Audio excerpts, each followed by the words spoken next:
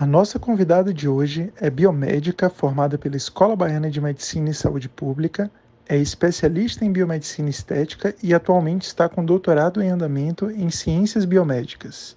É professora, empresária no ramo da estética. Nesse bate-papo, conversamos sobre tudo isso e um pouco mais com a professora Indira Yama. E aí, Gabriel, tudo bom? E aí, Sócrates, tudo bem? Mais uma, estamos aí cheio de novidades, né? Pois é, mais uma grande convidada que a gente vai ter hoje. Quem é que a gente vai bater o papo hoje? Chama aí para a tela, professora Indira. Então venha logo, professora Indira, que é para a gente não perder tempo aqui.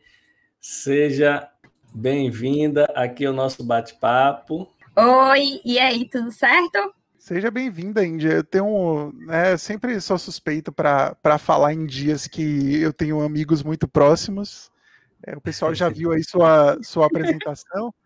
E não sei se a galera sabe, Indira é uma amiga pessoal minha, que eu tenho muito orgulho de toda a trajetória dela, não só acadêmica, quanto a trajetória pessoal. E a gente vai falar bastante disso hoje, né? Já começando aí sobre essa novidade que eu mencionei. Eu estava conversando com o Indy mais cedo, né? Falando, Indy, vamos gravar hoje. Eu já tinha tentado gravar na segunda, eu não pude, e aí a gente conversando no WhatsApp, eu falei, Indy, vamos gravar? Ela, vamos, a gente marcou o horário, 8 da noite e tal. E aí, quase que no mesmo tempo, ela posta a foto lá do resultado da ultrassom. Eu fiquei super feliz. Aí mandei mensagem, Indy, parabéns, a gente conversando, você nem me mandou. Indy, como foi aí essa sua descoberta? Fiquei muito feliz. E como é que foi isso? Primeiro é o susto, né, Gabi? Primeiro é aquele impacto, sabe? Sempre foi um verdadeiro sonho para mim, assim. Eu tinha planos, né, metas na minha cabeça que deveriam ser cumpridas antes, claro, né, de pensar em ter um filho, porque a gente sabe que um filho é muita responsabilidade. E aí, de repente, tinha planos, tinha metas de ser antes dos 30, só não esperava que fosse tão antes. Foi realmente um susto, assim, mas eu fiquei feliz, né? A gente sempre fica feliz, porque, como eu te falei, já era uma coisa que eu queria muito, já era um sonho, assim. Minha mãe, quando eu contei pra minha mãe foi a primeira pessoa a saber, ela fez, tá, filha, qual a novidade? Tipo, já era isso que você queria, você já falava nisso há muito tempo. E aí, fiquei segurando, soube quando estava ainda com menos de um mês, então, muito recente eu soube. E aí, ficar segurando, né? Esperar a ultrassom, para ver que tá tudo bem, para ver que tá tudo direitinho, para poder contar.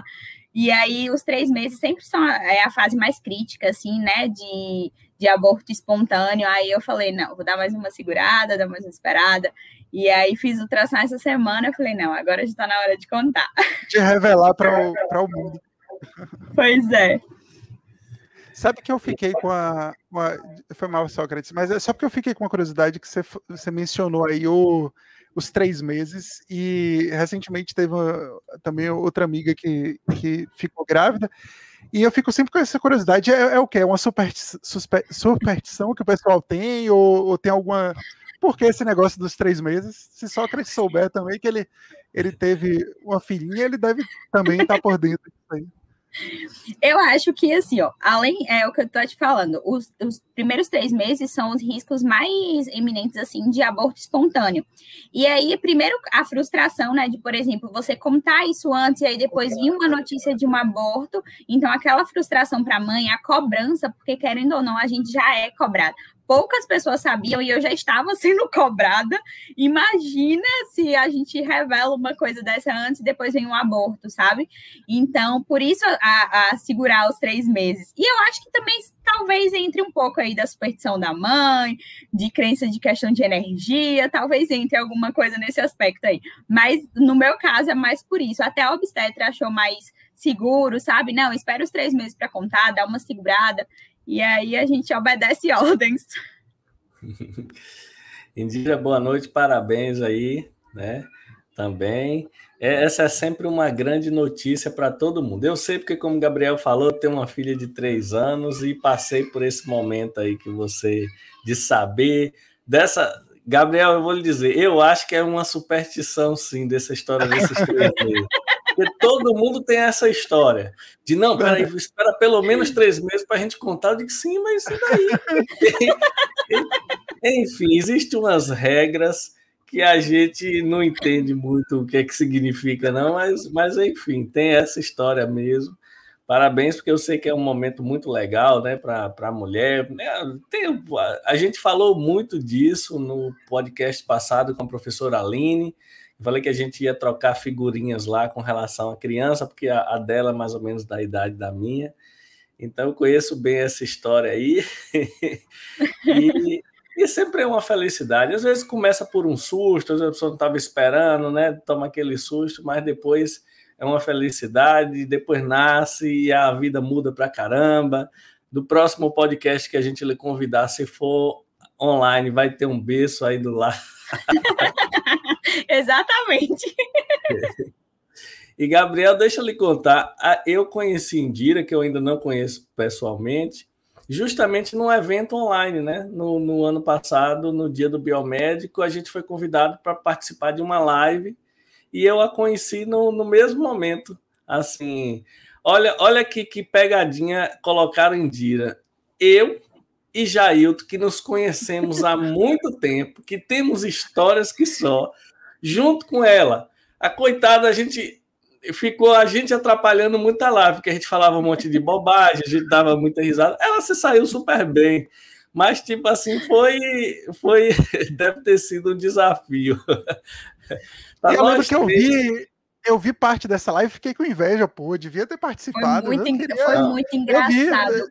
Gabriel, e o pior, que eu não conhecia nenhum dos dois, e eles começaram a contar coisas da época da faculdade, e eu dava muita risada, eu falei, gente, e vi que eu não vivi nada na faculdade, viu? Não vivi nada na faculdade. Não aproveitamos, Índia, pelas histórias não aproveitei nada.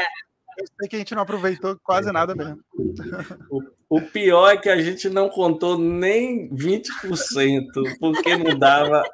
Tinha uma pessoa tomando conta para fazer as perguntas, né? E aí a gente falando um monte de história, até as perguntas meio que se perderam.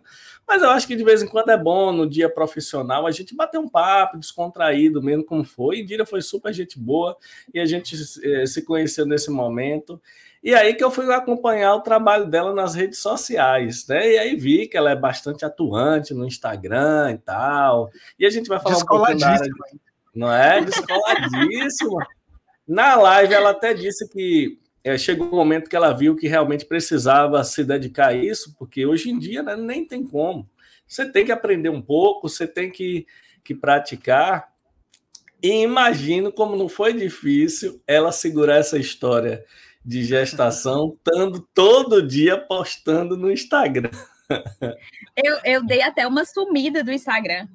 Tem um tempinho que eu não posto assim, sabe? Não faço stories. Eu não conseguia aparecer. Eu falava, gente, mas não faz sentido eu aparecer. Eu já tô com o rosto inchado. As pessoas não vão entender nada.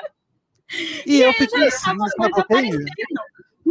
eu fiquei assim, porque eu mando mensagem pra Indy, em menos de meia hora a Indy me responde, né?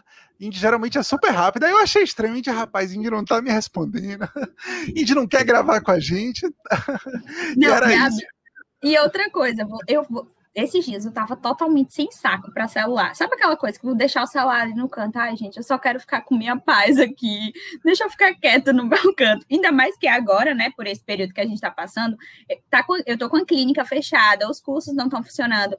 A Baiana me afastou das atividades presenciais, porque gestante é grupo de risco.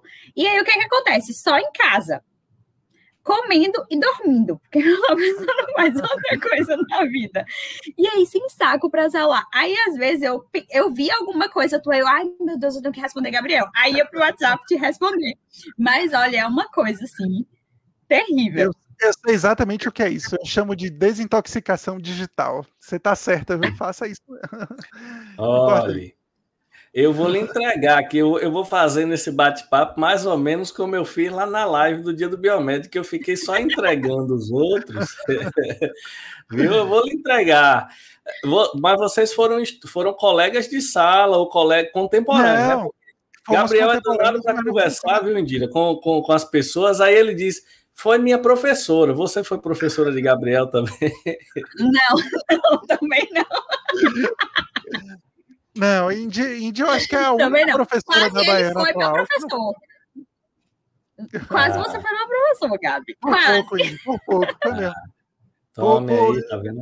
Por 6 meses de diferença, eu acho, não foi, Índia? Por muito... Você formou em que ano mesmo? No final de 2016? Eu formei em 2000...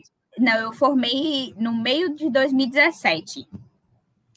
Foi logo no ano que eu formei, no ano que você saiu do laboratório de ensino. Foi, comecei... E aí, logo depois eu fiquei no seu lugar. Verdade, foi muito, foi uma transição. Então, Índia, eu acho que é a única professora atual que, pelo menos, que não foi antes de mim. Índia é a caçula dos professores da Bahia. Eu acho. Mas foi engraçado o jeito que eu e Gabi se conheceu, porque ele já tinha dado alguns... De vez em quando ele ia, assim, o professor Geraldo convidava para ele falar sobre alguma coisa. Uma época, até na minha sala, ele falou sobre o ENAD. Acho que foi o último contato, assim, que eu tive com ele, que ele veio explicar como era que funcionava o ENAD e tudo. Mas era uma coisa assim, Gabriel era alguém que todo mundo conhecia, que todo mundo falava quem era, mas ponto. E aí abriu seleção para a Baiana para uma vaga no laboratório de ensino. E aí eu lembro que eu mandei um direct para ele no Instagram. Gabi, então, abriu uma vaga e tudo. Você vai sair, no lugar que você trabalha, porque eu tinha muitas dúvidas sobre a vaga. Ele me explicou como era, eu me inscrevi. E aí passei, né, para começar a trabalhar. E ele que me deu todo o suporte quando eu cheguei no laboratório. Me ensinou a fazer as coisas e tudo. E aí, antes dele assumir a docência, né, ele ficou lá, me ensinava algumas coisas. E pronto, e foi assim que a nossa amizade começou. Não foi, Gabi? Entendi. Verdade. E o que funcionou bem foi que a gente se entrosou super rápido, né? Desde o início. Isso muito. E eu já conheci a Indy também como aluna da Baiana, porque eu me formei em 2014, então quando eu me formei no final do ano, você estava ali no início do curso, provavelmente, né? No primeiro semestre, talvez. Então, durante a faculdade, a gente acabou que não se encontrou muito. Mas foi, assim, do pós, foi essa pegada aí.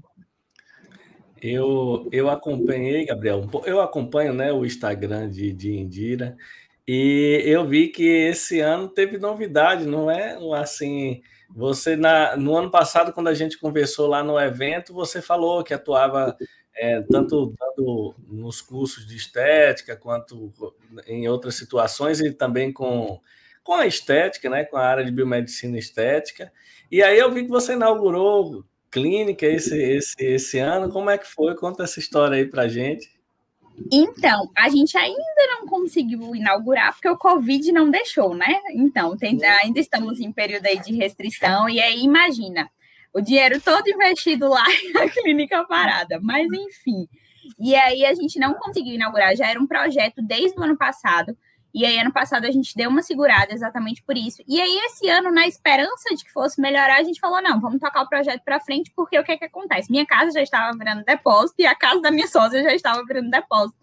Porque a gente começou a comprar as coisas, que a gente começou a achar muita coisa em promoção, logo na época que iniciou, né, essa questão do Covid, antes dos preços subirem mesmo, a gente conseguiu comprar maca, a gente conseguiu comprar uma série de insumos, assim, com desconto, equipamento, e aí minha casa e a dela já estava virando depósito, a gente já estava com uma clínica montada, cada uma em sua casa.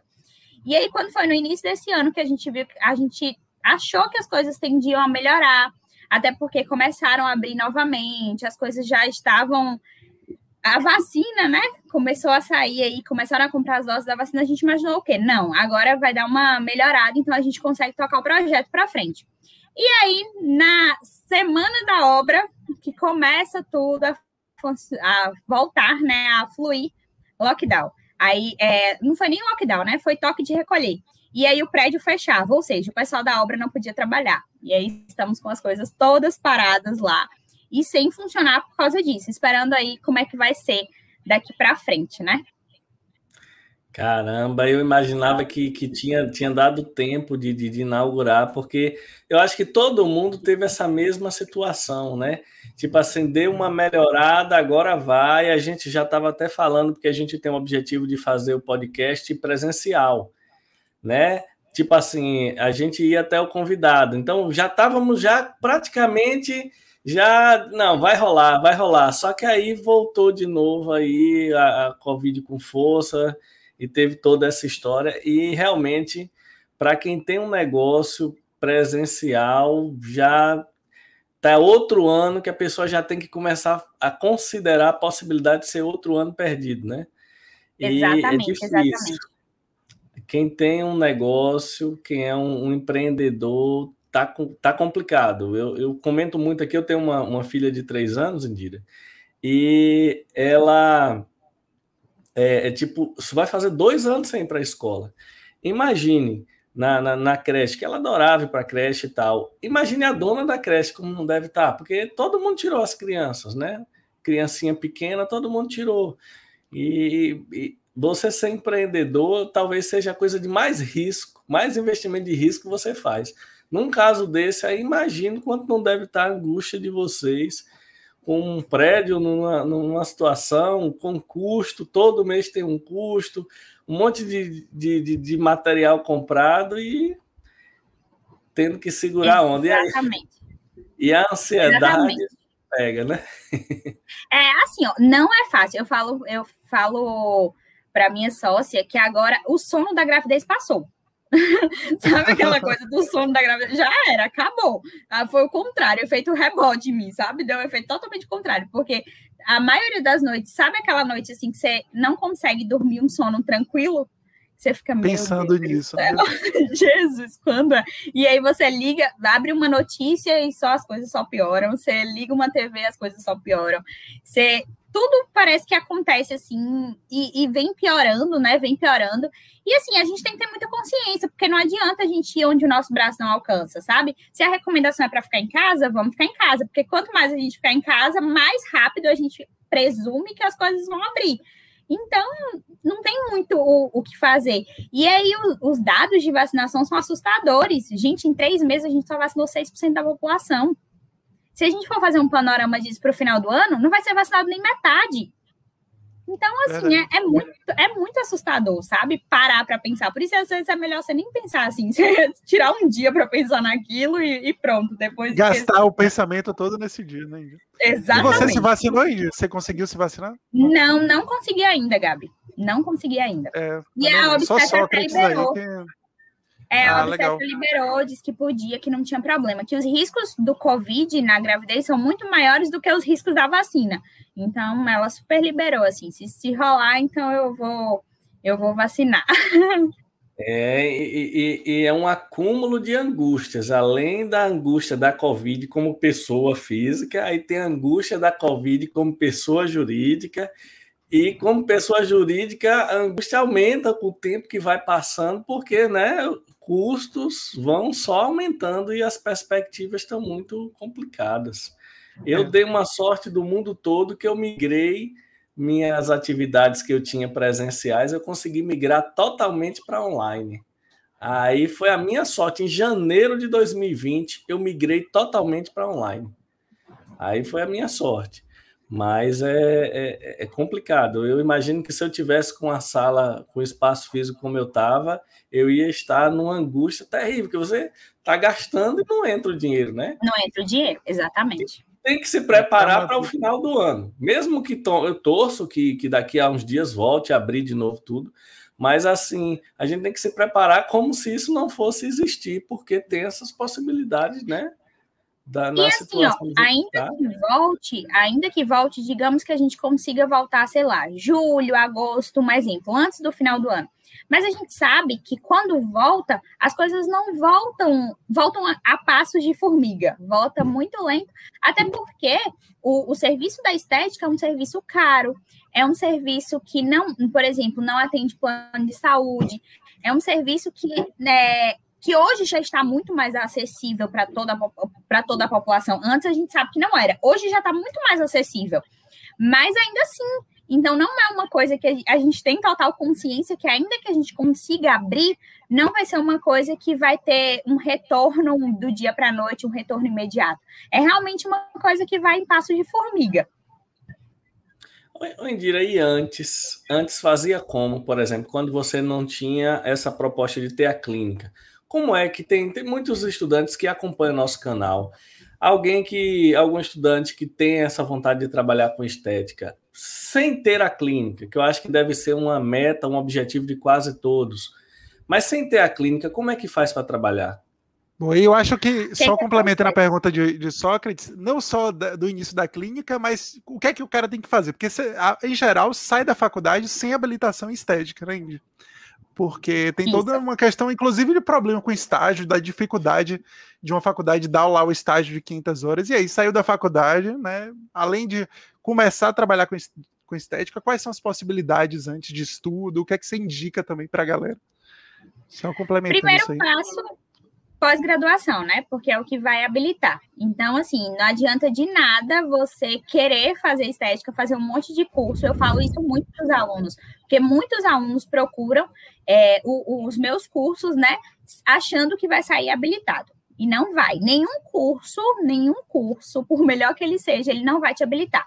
O que te habilita é a pós-graduação. Então, o primeiro passo é fazer uma pós-graduação, certo? Só que também a pós-graduação, precisamos entender que a pós-graduação, ela pode ter uma durabilidade de 2 anos, que é o máximo hoje que tem aí para estética, a gente não vê mais que isso. É 1 ano, 1 ano e meio, 2 anos. Ela também não vai te dar toda a prática que você precisa, natural. Porque o que acontece? Por exemplo, uma aula de toxina botulínica, de botox, você vai ter ali num final de semana, e aí a gente tem mais de 100 pontos de toxina. É provável que aqueles 100 pontos não sejam ensinados na aula de um final de semana, certo? Então, e mesmo que ensinasse, né, é natural que não dê para aprender tudo. Não dê para aprender, não tem paciente modelo suficiente. É natural isso, sabe? Então, é normal que depois você procure curso. Mas o primeiro passo é a pós-graduação para você se habilitar, tá? E aí, antes de ter a clínica, o que era que eu fazia? Primeiro, tem 2 regimes, que o CLT, em clínica de estética, eu nunca trabalhei, mas existe essa possibilidade, principalmente em franquias. Existem muitas franquias hoje que oferecem vaga para biomédico, esteta, e aí eles têm um regime lá de horário e tudo, mas é CLT. Então, você não ganha porcentagem em cima, é um valor fixo. Não sei de quanto hoje isso está, tá? Na época que me chamaram, acho que estava 3 salários mínimos, algo nesse sentido. Mas eu não sei hoje em dia quanto é que tá, mas era 3 salários mínimos, 40 horas trabalhadas, e algumas vezes em regime de shopping, porque essas franquias, elas funcionam dentro dos shoppings. Então, por exemplo, trabalha 6 e folga 1, eu acredito que seja alguma coisa nesse aspecto. Eu nunca trabalhei de CLT na estética, eu trabalhava em regime de parceria. Como é que funciona isso? Existem algumas clínicas que têm profissionais como, por exemplo, fisioterapeutas, hoje enfermeiro já pode, mas há um tempo atrás não podia, então enfermeiros, algumas outras profissões que não podiam fazer o que nós biomédicos fazemos, que são procedimentos injetáveis e minimamente invasivos. Então, eu trabalhava nessa clínica de uma fisioterapeuta, e aí eu fazia toda essa parte de procedimentos invasivos, e aí trabalhava com porcentagem, sabe? De acordo aos pacientes que eu atendia, eu ganhava uma porcentagem em cima de cada procedimento.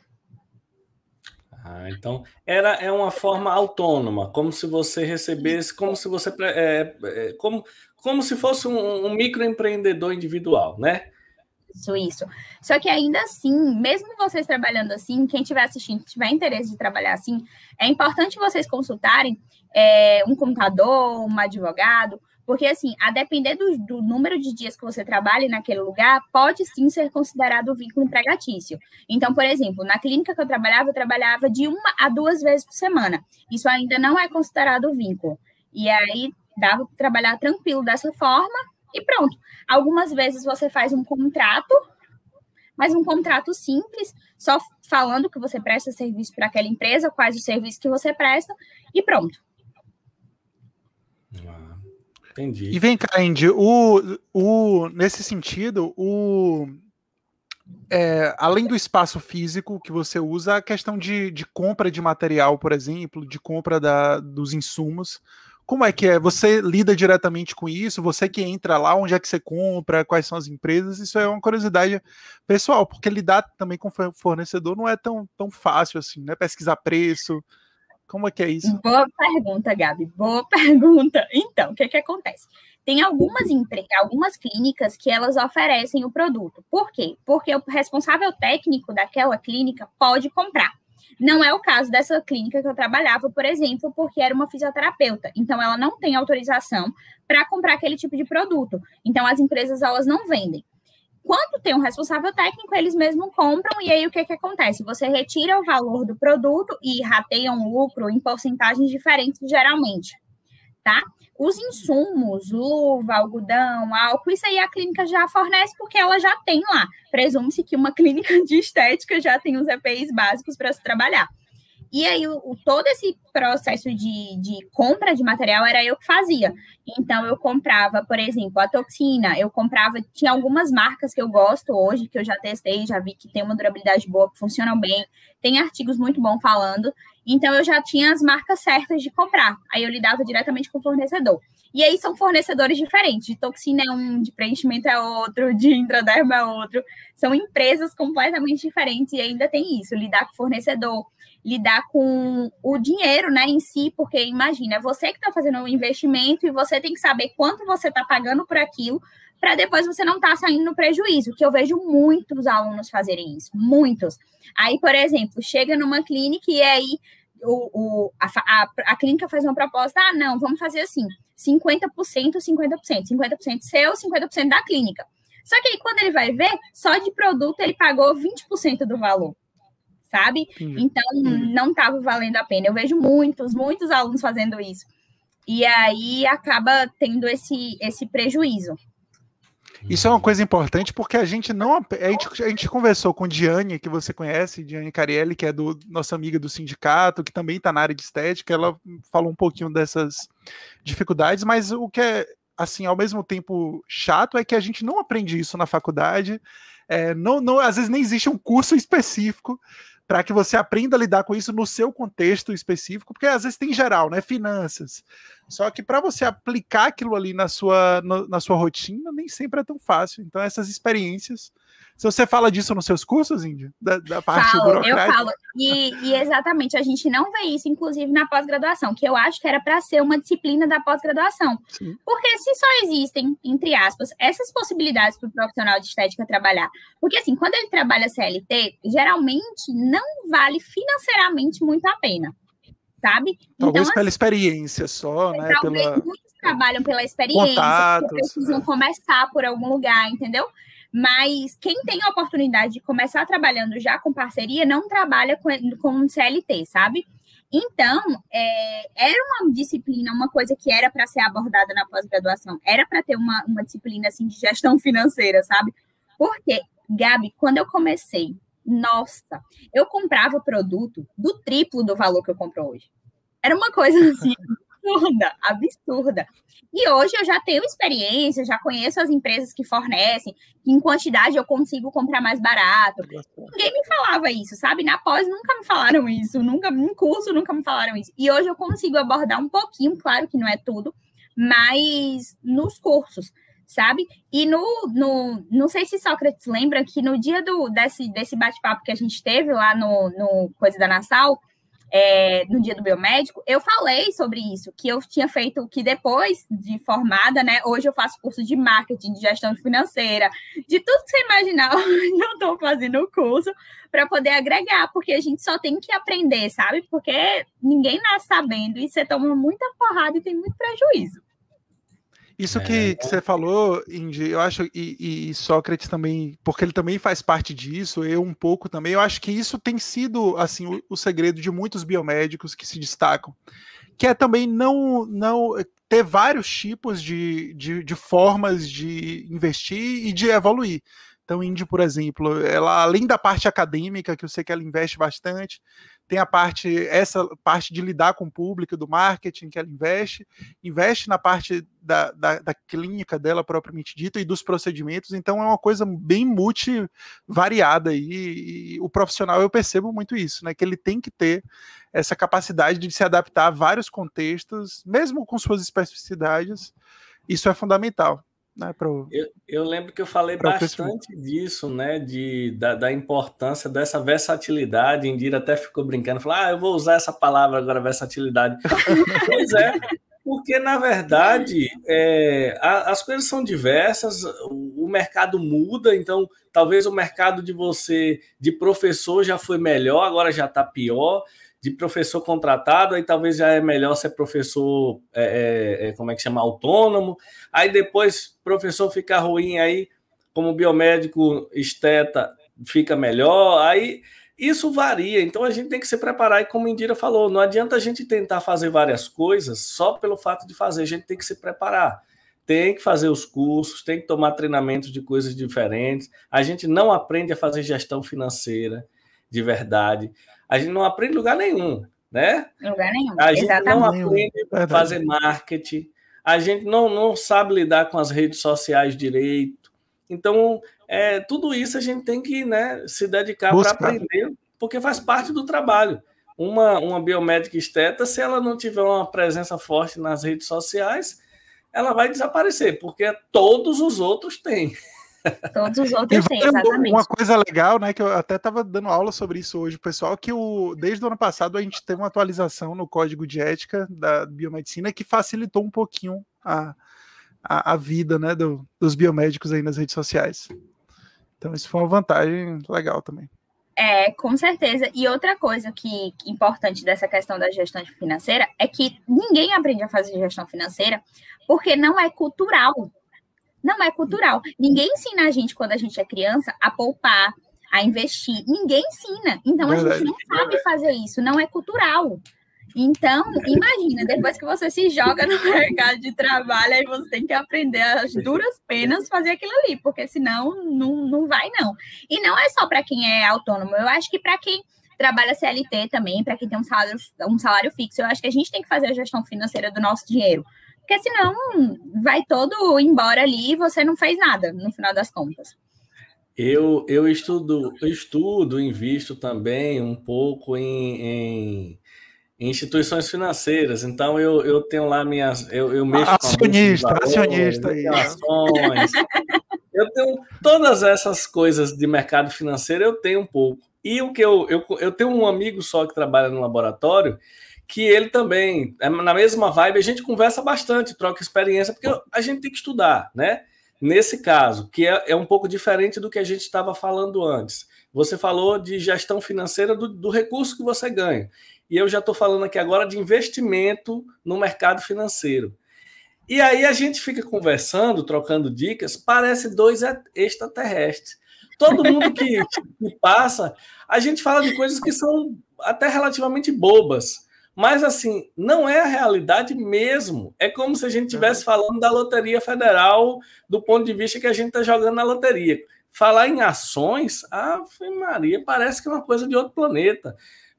A galera no Brasil conhece bastante a poupança, né? O único investimento que todo mundo quer. Quando melhora um pouquinho, conhece os CDBs dos bancos e tal. E eu acho engraçado isso, porque algumas pessoas me perguntam: só que você também investe? Eu digo, claro, mas então tem muito dinheiro. Eu digo, não, você não precisa ter muito dinheiro para investir, não. Você precisa ter um pouquinho de dinheiro, algum dinheiro, pelo menos, e ter disposição para aprender. Porque não é que nós, biomédicos, vamos virar investidores profissionais. Não, mas é uma coisinha a mais. Você tem que aprender a gerir o seu dinheiro que você ganha para fazer ele render com o seu trabalho. Mas, assim, é uma possibilidade também da gente fazer uma coisa diferente, como eu falei, da diversidade, da diversificação das atividades. E é engraçado que a gente parece extraterrestres. Eu acho que você fizer uma planilha do Excel mostrando o lucro, todo mundo acha que lucro é o dinheiro que coloca no bolso. Isso é geral. Então, deve ser um susto para essa galera que entra numa clínica de estética quando ele começa a ver que entra muito dinheiro, mas que sai muito dinheiro também. Então, se ele não controlar nisso e achar que o lucro é o dinheiro que entra, realmente toma uma pancada e, assim, para juntar dinheiro dá trabalho, mas para quebrar é ligeiro, né? Quando quebra... Eu falo muito isso para as minhas alunas e para as minhas amigas também que trabalham com estética, que o dinheiro que cai na conta lá no final do mês não é nosso. sabe? Porque quando você para contar, para pagar os boletos, para pagar o cartão que você comprou aquele produto, sabe? Ou então para tirar mesmo ali do que você comprou à vista, aí sim você vai ver o valor real ali do seu lucro por mês. Porque é isso, o investimento na estética é muito alto, os produtos são muito caros, por isso que os procedimentos também requerem um valor mais alto. Então, quando você para tirar ali, você vê que tem um lucro bom? Tem, claro, porque é tanto que muita gente está trabalhando com isso, muita gente está conseguindo ter um retorno financeiro muito bom, tá? Mas o investimento também é bem alto. E deve ser estranho gerir o dinheiro, porque não é um dinheiro que você recebeu ali. Você compra uma coisa, sei lá, talvez para pagar no outro mês, e o dinheiro que você recebe também é no outro mês. Vira uma bola de dinheiro, né? Dinheiro que entra e que sai, que até para saber qual é o lucro mesmo que a pessoa tem dentro do mês para pagar os boletos é difícil, né? Imagina. É difícil, exatamente. Exatamente. Eu tenho algumas curiosidades mais específicas sobre isso, Indy. Eu acho que algumas delas Sócrates deve saber também, que ele já teve sala comercial e tal. Eu acho. Não foi? Acho que Sócrates já teve, que ele falou. A única coisa que eu sei é que é caro. Isso aí é outra coisa. Isso eu também sei. Uma coisa, tipo, para você ter na área de estética, um consultório, por exemplo, pode ser em qualquer sala comercial ou tem que ter alguma coisa específica de saúde? Acho que não, né? Algum tipo de alvará, não, né? Acho que não. Você precisa ter o alvará da sala, mas, por exemplo, tem prédios comerciais em Salvador que não permitem clínicas. Por exemplo, tem um prédio ali do lado do Salvador Shopping que ele não permite clínica. De nenhum tipo, nem odontológica, nem médica, nem estética, nenhum tipo de clínica. Então, os próprios prédios, eles têm as determinações dele, mas aí o alvará é da própria sala. O alvará que a vigilância emite, né, é da própria sala. Ah, entendi. E quanto é que sai uma sala dessa, Indy, por mês, você sabe? Mas porque é tão diverso, né? É isso, depende muito da localização. Mas hoje, assim, quando você vai parar para pesar condomínio, IPTU, aluguel, vai aí na baixa de uns 2.500, a depender da localização, e pode ser até mais cara, a depender do tamanho também. Mas isso seria mais sala... o quê? Um cômodo, 2 cômodos? Como não, uma sala com 35 a 36 metros quadrados, que dá para você botar aí uma recepção e 2 consultórios. Sabe? Entendi. Uma coisa que não é uma coisa tão grande, mas é uma coisa relativamente boa, sabe? Não é uma coisa assim enorme, mas é um tamanho padrão. Geralmente as salas aqui tem meio que esse padrãozinho, assim. A menos que seja uma sala de curso, aí pode ser que seja uma sala maior, mas geralmente sala de clínica tem um padrão, um tamanho meio padrão. E geralmente, Gabriel, também a sala é quadrada ou retangular. É você quem faz para o drywall as divisões, né? Então, a sala é um retângulo ou quadrado, e você que faz por drywall. Vai lá, faz aquelas paredes de gesso e divide do jeito que você quiser. E tem uma coisa também legal, que tem prédios que são prédios médicos. Então, quando é isso, a sua vida já melhora, porque, por exemplo, a coleta de resíduos é o prédio que já faz, né? Quando você vai num prédio que é todo de clínica, que é um centro médico não sei o quê, que é um prédio só disso, aí já facilita. Quando não é, aí eu acho que já deve ficar um pouquinho mais difícil, né, Indira? Porque aí você que tem que se virar para a coleta de material biológico, você que tem que resolver algumas questões assim. Isso, e quando tem alguns,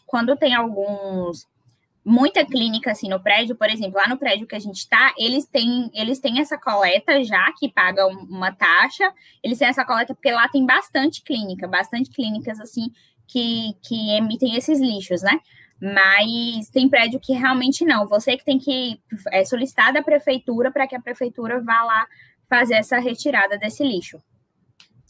E sabe uma tudo coisa, é custo, Gabriel? né? Inclusive o lixo. Não, tudo é custo. Inclusive, Gabriel, está tendo aí toda essa paralisação e os impostos continuam chegando.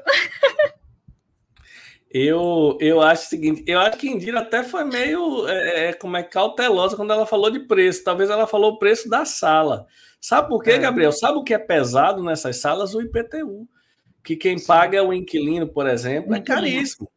Eu tinha uma sala pequenininha num prédiozinho antigo e o IPTU era tipo mais de R$3.000 por ano. É caríssimo o IPTU de sala comercial. Então é outra coisa também que às vezes não entra no custo. Você vai falar, vou pagar o aluguel é 2.000. Soma o aluguel, soma o IPTU, soma o condomínio, né? Quando soma tudo, realmente é complicado. Exatamente, e ainda vem a água, a luz, porque assim, a gente está lá parado. Só que aí a taxa de luz desses prédios é caríssima. A taxa de água é caríssima, porque a taxa de esgoto ainda supera. É um valor tão alto assim de taxa de esgoto que você não sabe o que é água, o que você está pagando de taxa de esgoto. Então, assim, são coisas assim bem altas. Para você dar esse passo, você tem que estar muito preparado, não só financeiramente, mas também psicologicamente, e estar preparado para tudo, sabe? Essa questão, por exemplo, era uma coisa que a gente não estava esperando agora, mas a gente está com tudo parado. Então, realmente, você tem que, quando você decide dar um passo desse, você tem que esperar tudo isso.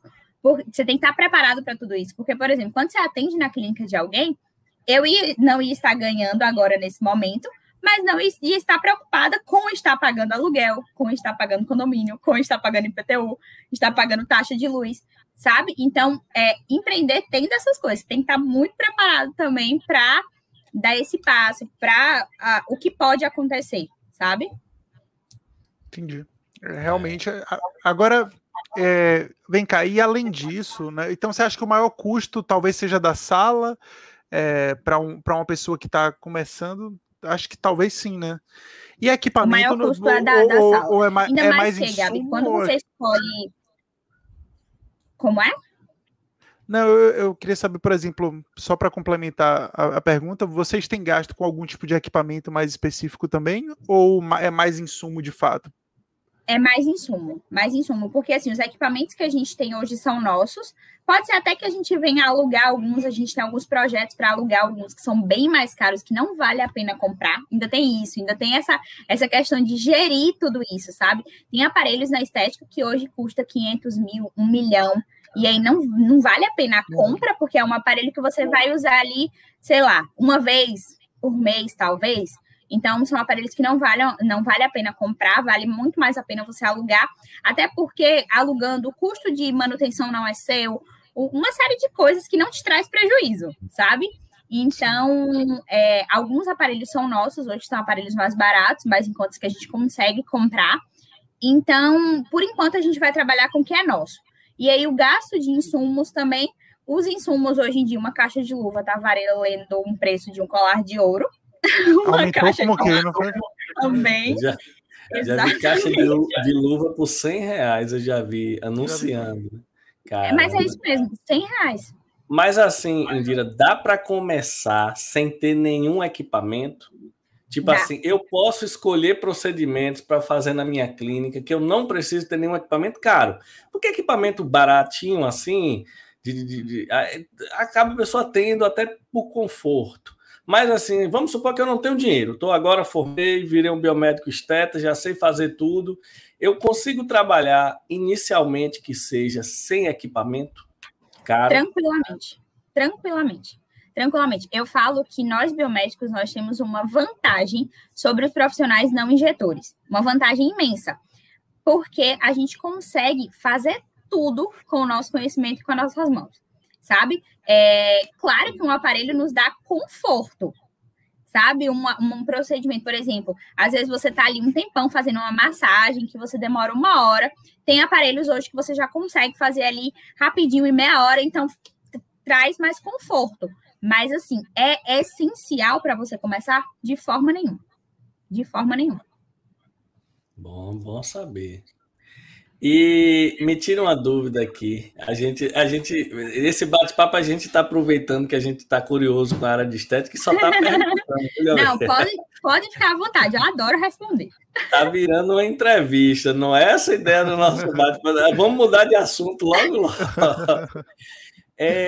Sim, Indira, mas uma dúvida que eu já perguntei a várias pessoas que conversaram aqui com a gente das suas respectivas áreas.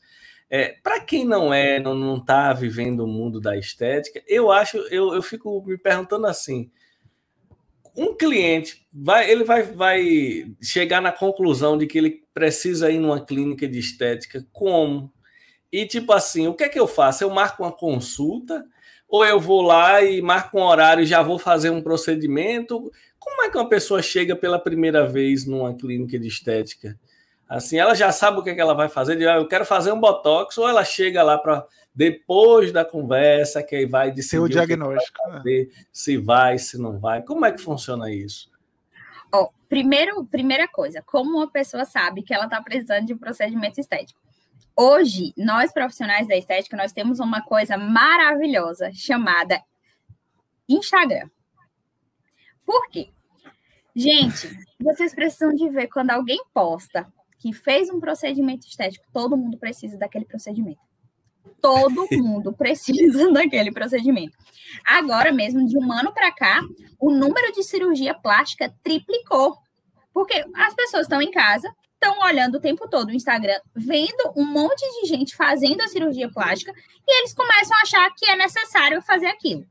E aí, o que acontece? Liga para uma clínica de estética e geralmente a gente marca uma consulta ou uma avaliação, tá? Pode fazer o procedimento no mesmo dia da consulta e da avaliação? Se tiver indicativo, pode, certo? Só que aí, o que acontece? Muita gente vem com essa distorção de imagem. E aí, quando chega na clínica, cabe ao profissional dar uma segurada na expectativa, sabe? Até porque, geralmente, a pessoa vai se frustrar se for com uma expectativa muito grande. Eu já tive pacientes que chegaram com uma boca de alguém famoso e disseram assim, eu quero essa boca aqui. Eu falei, gente, então, deixa eu te contar. Vai dar. Não vai dar. Boca é dela, não é sua, então não vai dar. E aí eu explicava e tudo. E geralmente, quando você explica isso, a pessoa, na maioria das vezes, sente muita confiança em você e aí diz, não, então eu vou fazer o que você acha melhor. E aí vai e faz, sabe? Mas o principal passo é esse. Hoje em dia a gente tem uma ferramenta muito importante, então quando Sócrates fala assim, o pessoal da estética que não está no Instagram vai acabar assumindo, isso é total verdade, gente. Porque a partir do momento, hoje o nosso conselho permite que a gente poste uma foto de antes e depois, e o antes e depois, ele vende. Ele vende. Por mais que seja uma coisa assim, que o intuito é mostrar o resultado, mas o intuito também é o marketing. Senão a gente não postaria. Tá? Então, às vezes, uma pessoa, ela vê um antes e depois meu e diz, caraca, eu não sabia que isso aí, que eu tinha esse negócio, não é que me incomoda mesmo, não é que eu tenho, e aí busca o profissional, certo? Mas aí, chegando lá, faz essa avaliação. E essa consulta inicial, como é paga, não é paga, como é que funciona? O que a gente faz hoje? Eu, lá no consultório, o que eu faço hoje? Essa consulta, ela é paga, vou dizer por quê. Porque, o que era que acontecia? Às vezes eu ia para o consultório, quando chegava lá tinha 3, 4 consultas, as 4 desmarcavam. Então, sim, quando é pago, ela paga o valor antes e aí vai para o consultório. Quando chega lá, digamos assim, um procedimento ele era R$200, a consulta foi 100, ela vai pagar só 100, sabe? É abatido porque ela fez o procedimento, então não tem por que cobrar a consulta. A consulta é mais para essa garantia de que a pessoa vai no dia, entendeu? Porque aí o que acontece? Você se programa todo, por exemplo, marca uma agenda de uma manhã inteira, e aí quando chega lá os pacientes não vão. E aí não dá, porque querendo ou não, você teve o custo de ir para lá, você teve o custo de luz, de toda a estrutura, né, para atender esses pacientes. Até isso tem uma lógica empresarial que a pessoa tem que saber, né? Porque senão é isso que você falou. Eu não pensei no desmarcar quando você falou é paga. Eu achei pelo seu próprio trabalho de ter que levar ali 1 hora com o paciente, conversando, fazendo anamnese, explicando os procedimentos. Eu só tinha pensado por esse lado. Aí você ainda trouxe essa ideia de desmarcar, que realmente a pessoa desmarca. Faz sentido, verdade. E aí... desmarca. E o pior é que tem umas que nem desmarcam, né, Indy? Só não vão. E tem várias que nem desmarcam, só não vão. E eu acho, assim, que todo profissional, ele deveria cobrar, nem que fosse dessa maneira. Não, se fizer o procedimento, a gente abate e tudo. Nem que seja dessa maneira, porque o que acontece? Valoriza a gente, sabe? Valoriza bastante. Porque hoje a gente tem todos os profissionais que fazem consulta, eles cobram pelo valor da consulta. E o que acontece? Já aconteceu também de eu passar tudo, e nessa época não cobrava consulta. Isso aí eu vim aprender com o tempo também, não cobrava consulta. Aí eu pegava, fazia a ficha todinha, dizia o que era que o paciente precisava, tudo bonitinho, e aí depois ele ia fazer com outro profissional e chegava lá e dizia para ele o que era que tinha que fazer. E aí, por coincidência, o profissional era meu amigo. E aí chegou falando, não, eu fui numa clínica e a biomédica me disse que precisava fazer isso, isso, isso. E aí tava com a minha receitinha lá dizendo que era que precisava fazer. Então, assim, pode acontecer também, sabe? De simplesmente a pessoa falar, disse o que era, você disse para ela o que era que ela precisava fazer, passou o orçamento, passou tudo, depois ela vai no outro profissional. E aí, ou porque achou mais barato, ou porque não quis fazer com você mesmo, e aí vai para outro profissional. Pois Legal. é. Complicado. Wendy, vem cá, nesse contexto da área de estética, a galera que eu conheço pelo menos de mim, é todo mundo muito próximo, eu tenho uma relação muito boa. Mas você acha que tem algum tipo de concorrência dentro da galera da biomedicina, né? Eu nem falo entre as outras profissões, mas da galera da biomédica, como é que você acha que é a dinâmica dos biomédicos estetas hoje? Tem assim, corporativismo, não tem? Porque você falou aí do seu amigo que te falou e tal, então eu achei isso legal, por exemplo. Assim, Gabi, eu hoje tenho relações muito boas, assim, com o pessoal da área da estética. Inclusive, a gente, além de trocar muita figurinha, às vezes ligam. Por exemplo, já ligaram para mim dizendo assim, meu preenchedor estourou, era o último que eu tinha. Tu tem alguma aí? Tenho, vem aqui buscar. Então, assim, é muito disso, sabe? E eu sempre tento deixar isso muito claro para os meus alunos, que nós não estamos aqui para ser concorrentes, sabe? A gente está aqui para ser amigo, para a gente ser colega de profissão. Porque o que acontece? Hoje, as classes não médicas, elas são muito escrachadas, sabe? Pela mídia, ainda mais porque acham que a gente está entrando numa área que não é nossa, e uma série de fatores, assim, que acontece. Então, quando um profissional, quando um de nós erra, eu acho que a classe toda tem que se solidarizar, sabe? Dizer assim, não, vamos acolher, vamos abraçar. Porque quando um erra, parece que todo mundo, ninguém daquela classe ali presta mais, sabe? Não tem nenhum profissional bom ali. Então, eu acho que isso é muito... Eu acho que não deve acontecer, sabe? Pelo menos assim, eu não sinto isso. Se acontece, não acontece comigo. Eu tenho muitos amigos biomédicos estetas, muitos mesmo. Não só daqui de Salvador, mas também de fora. Hoje eu tenho um vínculo muito bom com as meninas do Rio, com umas meninas de Minas. Então, isso comigo não acontece, sabe? A gente tem uma relação bem, bem bacana. Legal. Outra coisa que eu acho curiosa em relação a essas parcerias entre os biomédicos estetas, que eu acho que tem sido uma vertente importante, eu acho que você encabeça muito isso, é essa relação mais forte com a parte acadêmica, com um pouco de pesquisa também, porque geralmente seja do procedimento ou seja do material, isso é feito geralmente por grandes empresas, né? A Johnson, sei lá, que certamente eles fazem pesquisa, e eu acho que é um campo possível de atuação também, né? Da galera que gosta disso, é conciliar com academia, conciliar com pesquisa, acho que isso pode ser uma vertente que fortalece, né, a estética. Eu acho que isso pode ser. A nossa grande dificuldade hoje, Gabi, em fazer pesquisa na estética é porque, infelizmente, existe muito conflito de interesse. Existem muitas empresas patrocinando pesquisa. Então, assim, às vezes, eu tenho alunos mesmo que às vezes mandam um artigo para mim. Mas você ensinou só essa marca no curso, e eu vi esse artigo que diz que essa marca é melhor. E aí, quando você vai ver, tá lá, porque o artigo tem conflito de interesse da marca, né? Então, assim, é uma área, assim, que era para ter um número de artigos muito maior, um número de pesquisas muito maior. Mas, infelizmente, hoje a gente ainda tem essa dificuldade. Geralmente, o que a gente tem de conhecimento hoje é muito conhecimento prático. Sabe? Por exemplo, esses dias mesmo a gente foi para um congresso em São Paulo, e aí uma biomédica, ela estava ensinando umas técnicas que aí eu olhava assim, eu falei, gente, não é possível.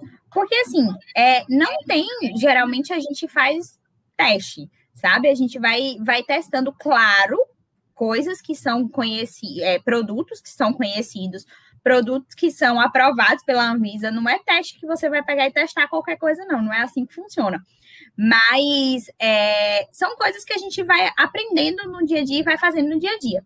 E aí, quando ela fez, explicou tudo, aí na hora que a gente sentou para o almoço, eu falei, gente, então, vamos conversar sobre aquela técnica. Aí todo mundo falou assim, não, achei meio que não precisava daquilo tudo, não precisava botar aquele tanto de produto, não precisava misturar daquele jeito, mas vamos fazer assim, se ela tá dizendo que funciona, se funciona os pacientes dela, vamos testar. A gente pensou, né, não, vamos fazer, cada um faz na mãe, na tia, na mãe, na tia, então aí já dava um grupo, um N bom, e aí a gente faz foto de antes, 3, 6 e 12 meses para a gente ver aí o resultado disso. E a gente falou, não, vamos fazer 5 sessões de tal jeito, e aí a gente começou a fazer já, né, começou a tirar as fotos já. Então vamos ver aí o resultado que a gente vai ter. Mas geralmente, o que a gente tem hoje de conhecimento na estética é mais esse conhecimento do dia a dia, sabe? Porque publicar artigo, fazer artigo tem sido muito, muito difícil por essa questão desses conflitos de interesse voltado para essas empresas, sabe? Que são as fabricantes, na verdade, dos produtos. Entendi.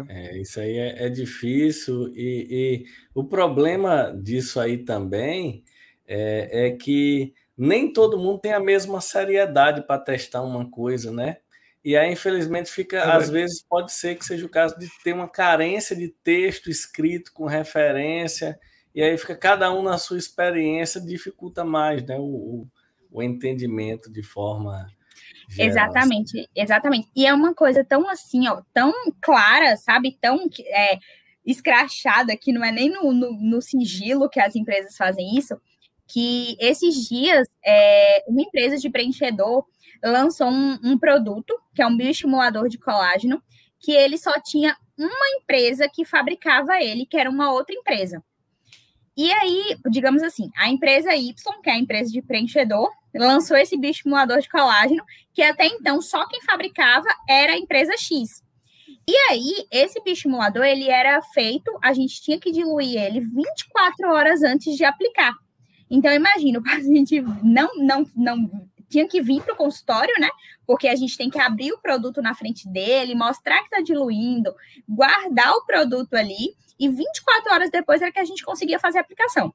E esse que essa empresa nova lançou, você diluía e usava na hora. Rapidamente, a empresa X, que está há 10 anos no mercado, que 10 anos todo mundo dilui com 24 horas, falou que não, que a partir de agora podia diluir e aplicar na hora. Então, é uma coisa tão absurda assim, que é isso aí, a gente fica na mão dessas empresas, aceitando o que elas falam, porque realmente é o que tem de estudo, então não tem como contrariar muito, sabe? Difícil, é difícil muito mesmo lidar com isso. Eu mesmo que sou mais da área acadêmica, assim, eu tenho uma certa resistência para algumas coisas. Na verdade, isso é um conhecimento empírico. Ele é reconhecido, inclusive, conhecimento de prática, né? Porque, como é isso, um produto que é autorizado pela Agência Nacional de Vigilância, como você falou, é um produto seguro, você faz testes dentro de um limite. Mas, mesmo assim, tem essas questões, né? De que é importante ter um conhecimento teórico escrito para realmente você referenciar, não referenciar a bula do medicamento, referenciar um artigo. Eu brinco com a galera que na análises clínicas, isso aí é mais fácil. Que eu mesmo digo, ó, bula não é referência. Se você quer me trazer uma referência, você traga um texto publicado numa revista científica. Não vem com história de bula, não. Mas tem situações que é difícil, que praticamente o texto que se tem é o texto da bula, né? Verdade. Exatamente. E vem cá, e como é que você consegue gerir seu tempo para lidar com redes sociais, aula, trabalho, obra, não sei o quê, tudo isso junto? Como é que você faz assim? Rapaz, eu confesso para você que tem dias que nem eu sei. Tem dias que eu acordo assim e digo, nossa, como eu queria que eu tivesse 48 horas para poder dar tempo para fazer tudo. Mas, e ainda vida social, né, Índia? Mas a social gente acaba... Antes da pandemia era agitado. Gabriel, acho que essa não é a pauta. Não vou entrar nos detalhes não, da vida social agitada. Se não tiver vida social, não vai ter o que colocar no Instagram. Então também... Exatamente. Porque eu só interrompendo rapidinho, Dira, eu falei com o Gabriel o seguinte, eu consigo sobreviver no Instagram sem colocar nada da minha vida pessoal. Eu acho que eu sou um dos poucos, porque o povo é curioso demais, né? O povo quer saber o que é que você anda fazendo e tal. Eu consigo. Eu botei na minha cabeça que ninguém quer saber o que eu faço. Aí eu não posto. Pior que isso é uma das coisas que mais o povo quer saber, né? Da vida pessoal. Mais o povo... Exatamente, mais o povo quer saber. Mas aí o que acontece? A gente acaba abrindo mão de muita coisa, querendo ou não. Por mais a questão da vida social mesmo. A vida social sempre está atrelada a trabalho. Como assim? Eu vou viajar para um congresso. O congresso é 2 dias, eu passo um dia a mais naquele lugar para poder aproveitar, eu passo 2, às vezes, quando a agenda permite. Pós-curso, sempre depois de um curso, vai para algum barzinho, bebe alguma coisa, certo? Então, tá sempre muito atrelado. E até os amigos de socializar são os amigos de acabam sendo os amigos de trabalho, não tem jeito, sabe? Então, sempre é assim. É saída com o pessoal da Baiana, é saída com o pessoal da estética. Sempre acaba tendo um pouco de trabalho, porque não tem jeito, a gente acaba conversando sobre trabalho. Mas a gente acaba abrindo mão de muita coisa. Assim, a minha família é do interior, então, assim, aniversário da minha avó, nem sempre eu tô com ela.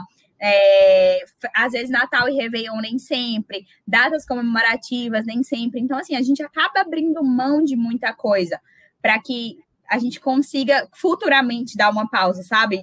Futuramente eu falo sempre que meu sonho é o dia que eu conseguir trabalhar, hoje a gente está conseguindo, né? Mas trabalhar mais de casa, ganhando a mesma coisa que eu estivesse trabalhando na rua, ou pudesse trabalhar de qualquer lugar. Imagina, a gente tá lá numa praia trabalhando, a gente tá, sabe, em qualquer lugar, trabalhar de qualquer lugar. Eu não tenho vontade nenhuma disso, porque o que eu percebo é que você de casa trabalha muito mais, e se você tiver de uma praia trabalhando, você não vai nem olhar para a praia. Isso aí eu não quero, não. Não concordo com você. Não concordo. Verdade. Eu brinco muito que, assim, a gente que trabalha com estética, né, a nossa imagem também importa muito. E aí, ir sempre para o trabalho arrumada, ter sempre que se maquiar, estar sempre de salto. E eu falo, gente, que maravilha, abrir o computador, tá de camisola, o cabelo todo bagunçado, e ninguém tá me vendo, ninguém tá me julgando, tá tudo certo. Isso é bom, isso tem suas vantagens esse trabalhar de casa. Por mais que a gente trabalhe mais assim, tem suas vantagens, sabe? Trabalhar de casa. Não, com certeza, e não ter que pegar o trânsito. Não, uma coisa que a gente já comentou isso aqui algumas vezes, uma coisa que eu acho que não volta mais nunca é reunião.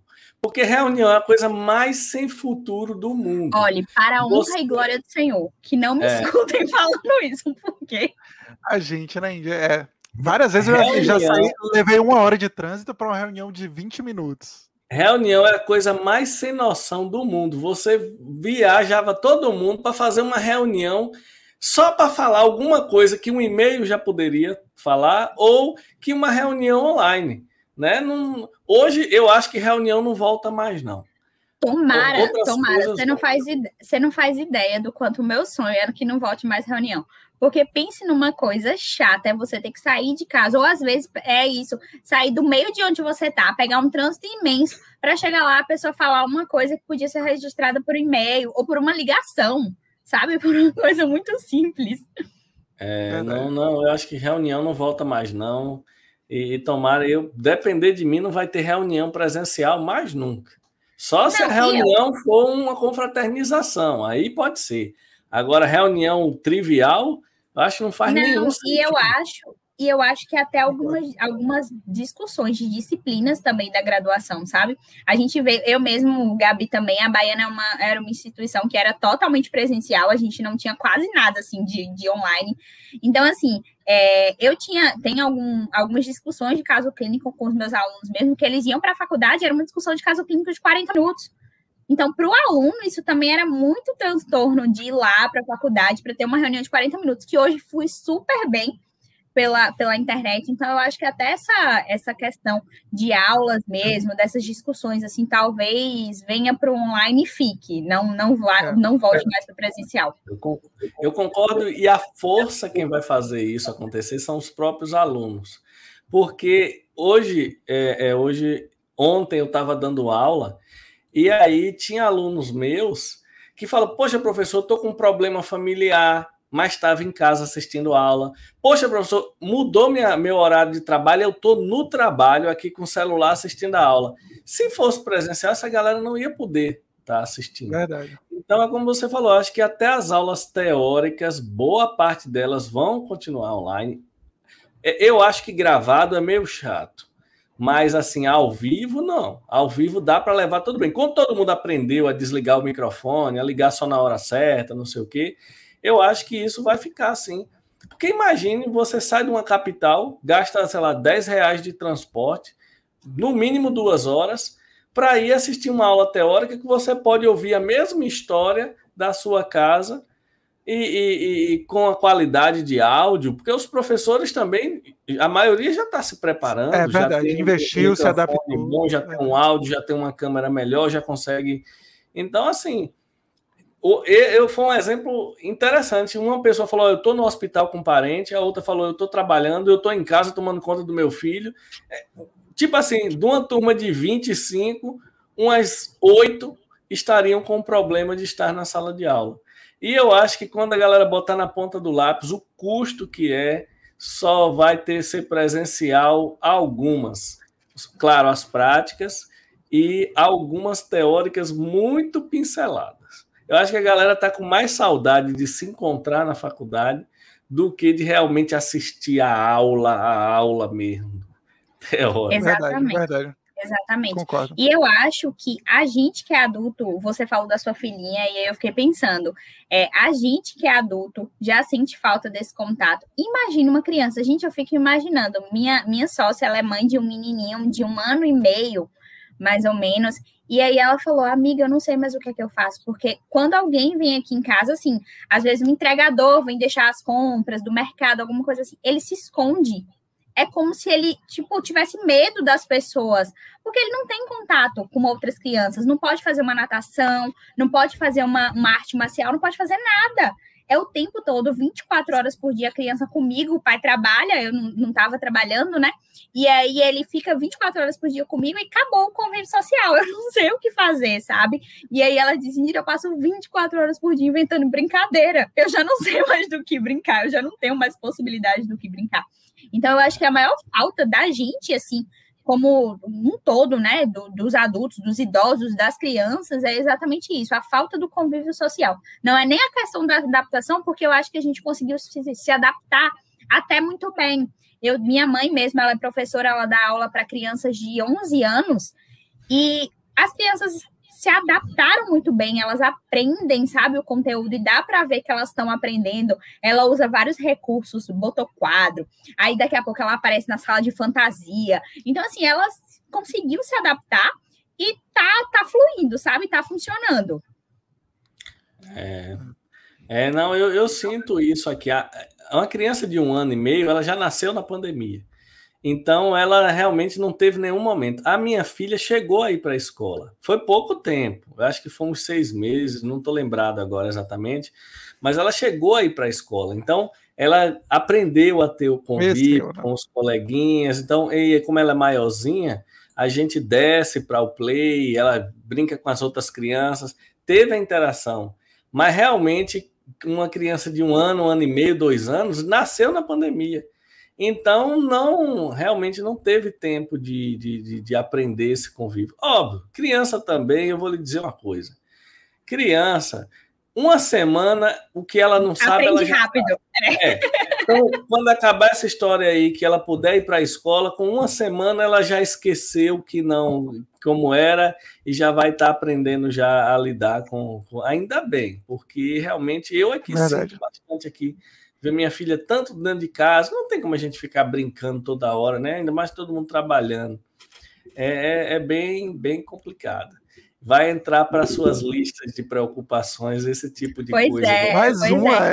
Eu acho que quando o teste positivou, quando eu olhei para mim, eu falei, mãe, não era isso. Eu não esperei que eu fosse entregar para um filho um mundo tão ruim.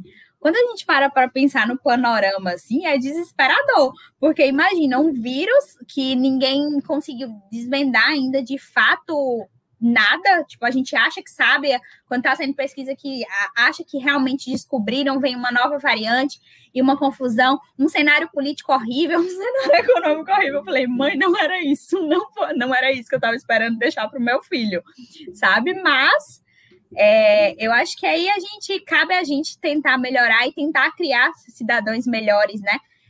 Diferentes, sabe? Mas assim, pelo menos o seu que está nascendo agora, que vai nascer daqui a 9 meses, a situação já vai estar melhor, né? Pelo menos do ponto de vista da pandemia. Esperamos. Mas pelo menos do ponto de vista da pandemia. Agora, é igual eu falo com os alunos, quem entrou na faculdade no início da pandemia nunca assistiu uma aula presencial, não sabe nem como é. Verdade, eu não sei. A criança que nasceu no início de 2020, ela já tem 2 anos agora, a criança, você vai ver, com 1 ano a criança já está sabida toda. Então a criança com 2 anos agora é quem está sofrendo, porque realmente ela já está grande para poder fazer as coisas e está nessa dificuldade aí. Restrita, né? Gabi, se a gente não aproveitou a faculdade como Sócrates, imagina essa galera. As novas gerações, né? Que não vai ter aproveitado nada mesmo. Nem na faculdade nem se conhecem, né? Entre si, para fazer trabalho em grupo. Eu aproveitei bastante. Olha, eu aproveitei bastante, foi a faculdade de vocês. Porque, deixa eu contar essa história. Eu vim fazer estágio em Salvador. E o estágio de conclusão eu vim para Salvador fazer no Hospital Roberto Santos com o grupo da Baiana. Então eu vim do interior para Salvador sem ter estrutura nenhuma. Vocês adivinham onde era que eu ia usar a biblioteca? Onde era que eu ia usar a internet? Era tudo aí. Porque me ajudou bastante. Então, quando eu conheci a galera, eu falei, como é que faz? Aí a pessoa me passou mais ou menos como eu deveria fazer. Só chegar que você entra. Só chegar assim, e você consegue. E eu usei bastante. Assim, foi o que me salvou, porque eu não tinha internet em casa, não tinha essas coisas. Tinha aqui a faculdade ali na porta do hospital. Facilitou bastante a minha vida. Sabe, isso de aproveitar a faculdade é engraçado, porque eu acho que eu aproveitei realmente muito pouco, né? Meio nerdzão, assim. Eu comecei a beber bebida alcoólica com 19 anos, já, tipo, no meio da faculdade quase. E mesmo assim, não. Aí vim aproveitar um pouco mais depois de formado já, mas durante a faculdade foi quase nada. Acho que Índia talvez tenha aproveitado mais do que eu, inclusive. Eu acho que eu aproveitei talvez mais um pouquinho, mas também não foi muito, não. Eu acho que se voltasse no tempo, eu tinha aproveitado mais. Hoje, né? Hoje eu também. Talvez, no meu caso, eu acho que eu não aproveitei antes da faculdade. No período eu aproveitei bastante. Eu não posso convidar alguns colegas para o meu podcast aqui, porque se eu começar a conversar, não vai dar coisa boa. Então,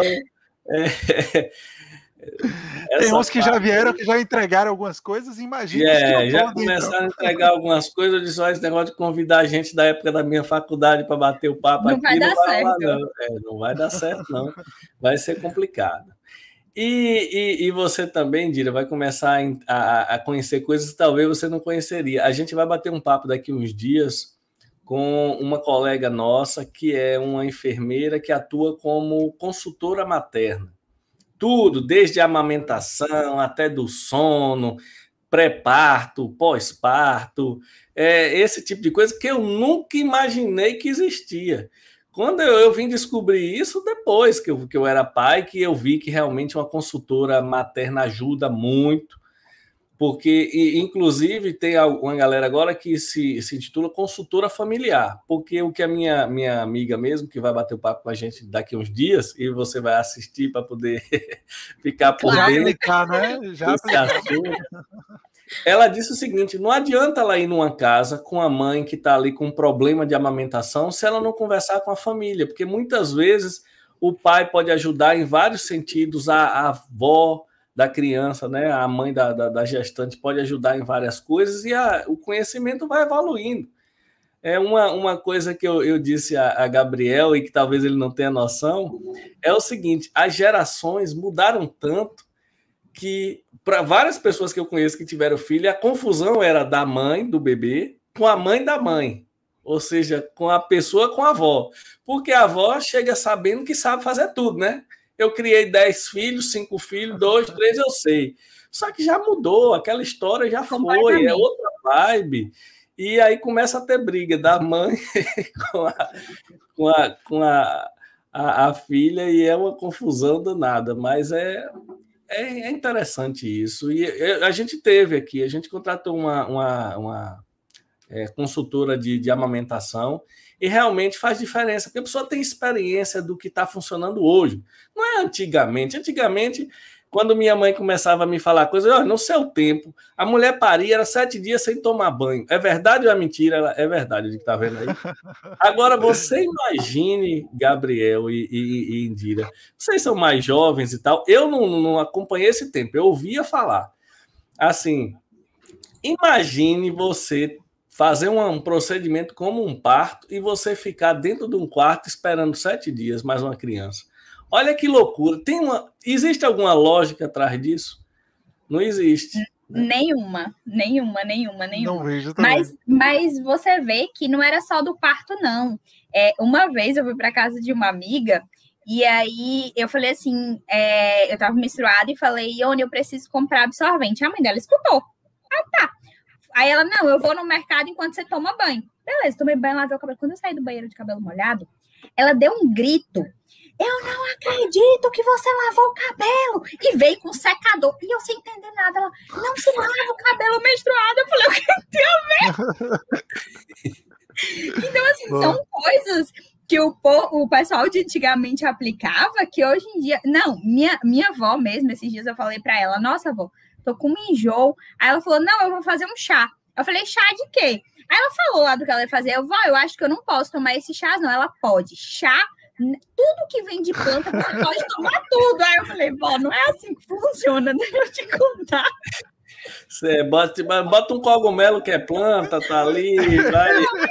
Ela, tudo que é planta pode tomar, não vai fazer mal nenhum. Eu falei, então, eu acho que eu não posso tomar isso aí, não. Tem algumas coisas de gerações diferentes que são interessantes. Já que a gente surgiu esse assunto aqui, eu, como sou mais velho, Gabriel adora falar isso, né? Então eu peguei umas histórias que vocês talvez nunca tenham ouvido falar.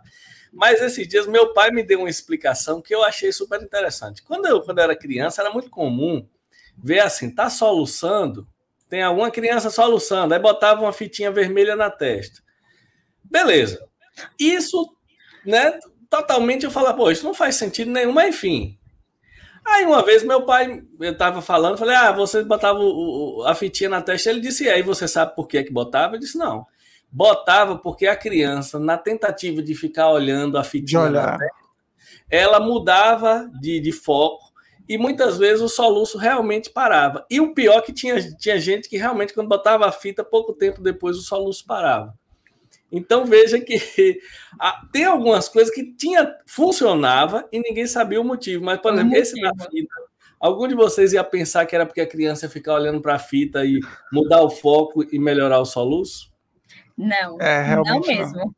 Não é uma coisa... E eu também nunca pensei nisso. Foi meu pai que me disse uma vez, eu não sei nem se isso era verdade, que a justificativa era essa, mas enfim, fez sentido. Fez sentido. Realmente, quando muda o foco, às vezes o soluço melhora, né? Por isso que o pessoal dava susto, não sei o quê, para o soluço melhorar. E eu não sei se vocês acompanharam também, tinha um negócio de quando a criança estava meio com as mucosas ictéricas, que todo mundo achava que era hepatite, tinha que comer doce. E aí, eu tive umas 4 hepatites, porque toda vez que eu era branco e ficava meio amarelado, minha mãe, hepatite, come doce. Aí doce. A melhor doença que tinha era hepatite. E aí, hoje tá aí diabético, cheio de problema de saúde. E aí, tudo que era doce que eu não podia comer, porque na época era mais difícil conseguir, conseguia porque estava com hepatite. Aí, depois eu fui raciocinando, mas qual é o motivo? Porque, de onde surgiu uma coisa dessa? Né? Porque, né? Hepatite, comer doce. A lógica. A lógica era porque se você comesse doce, dava sede. Se você dava sede, bebia água. E uma das suposições da pessoa com hepatite é a hidratação. Ai, Jesus! Figura, não? Mas Pois sabe é. que o senso comum, em geral, ele faz parte dos tipos de conhecimento lá, inclusive dos estudos de metodologia científica, e às vezes eles acabam virando conhecimento científico mesmo.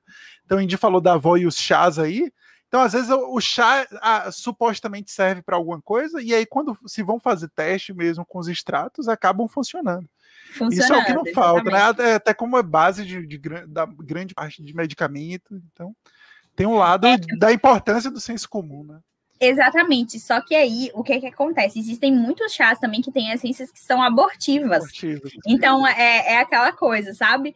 E aí eu falei, vó, eu não lembro nem qual foi o chá que ela falou. Eu falei, vó, eu acho que esse eu não posso tomar, não, porque eu acho Na que dúvida, né? Melhor... Camomila, capim-santo, alguma coisa assim, mas esse eu acho que eu não posso tomar. Compre os de caixinha, os de sachês, que são mais garantidos. Mais leves, E o Google também não é o melhor dos consultores, não, porque você botar lá vai aparecer um monte de coisa que não... Exatamente. Até pra gente que é da área, às vezes é difícil filtrar, né? Direto, tipo, eu tô sentindo alguma coisa, tô com alguma coisa, eu boto lá no Google, mesmo a gente tendo certo conhecimento, às vezes filtrar tudo é difícil que aparece, né? Então imagine para o público geral. Muito difícil. Não, muito difícil mesmo. Hoje em dia nós estamos numa era de tanta informação que, sei lá, eu acho que às vezes um pouco menos de informação é melhor, porque você consegue, pelo menos, você acredita em uma só. Quando tem demais, fica difícil você saber pelo menos onde... Antigamente era um livro, então acabou. Você ia ali, pegava o livro, sentava, estudava por ele e acabou. Hoje não, hoje é o livro, é o Instagram, é o YouTube, é não sei o que, não sei o que, não sei o que. Fica difícil até você... Eu falo para minha mãe que é a pior arma do ser humano. É a pior. Porque a gente se torna medroso.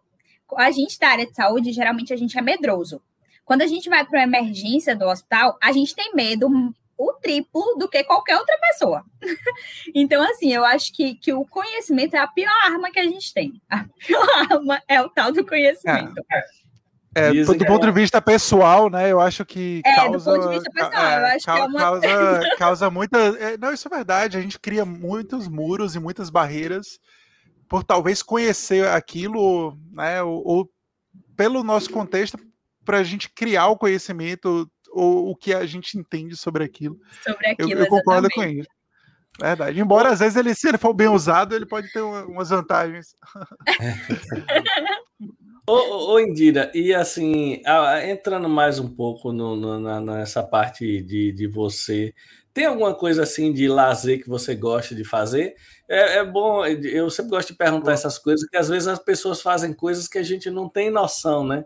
Eu botei no meu Instagram, eu comecei a tocar, eu comprei um piano na pandemia, e aí eu boto no meu Instagram tocando piano. Aí muita gente, poxa, você aprendeu a tocar piano de a vida toda, desde quando eu era adolescente. Agora a diferença é que você está vendo.